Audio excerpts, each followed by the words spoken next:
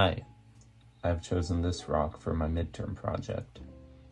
I was taking a hike in Topanga when I stumbled upon it. Now I have seen many other rocks that look like this one while hiking in the area before, but I've never really known the identity of them. So this piece here actually was one of the better samples I collected. And after performing multiple identification tests from prior modules, I've concluded that finally this rock is very likely limestone, belonging to the sedimentary rock family. If I'm wrong, please correct me, because I'd really love to know what rock this actually is. Like, look at all this coloration. Wait, need to focus. Oh, there we go. I really love all the reds and oranges. It's just really beautiful. I'd been thrown off by these stones for a long time because of different variations that I've found in them, such as this sample definitely seems to have more colors than I'd expect from normal limestone, such as deep reds and oranges. But I think these colors are due to iron oxide, which has attached itself to the stone. I have performed some tests on this rock now after reading several of the modules.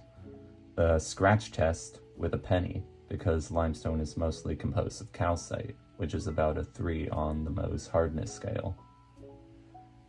And as you may be able to hear and see, if I take this penny here and attempt to scratch, I hope you can make this out. Oh, let me do it on this side.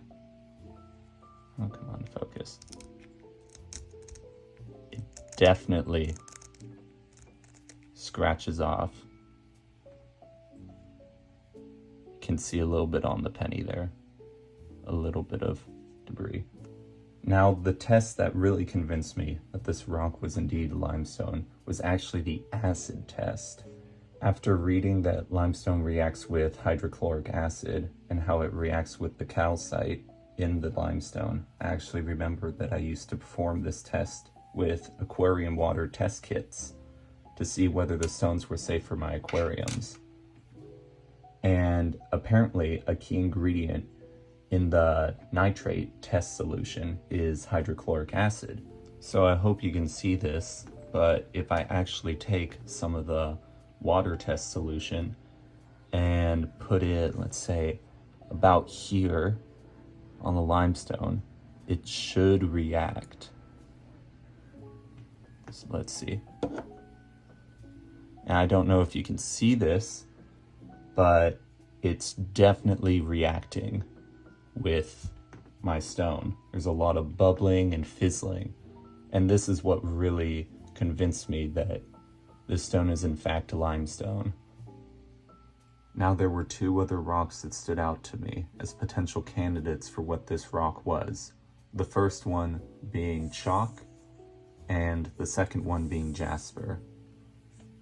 Now, chalk is a very white rock, which my rock also is, but the main difference is the hardness between them.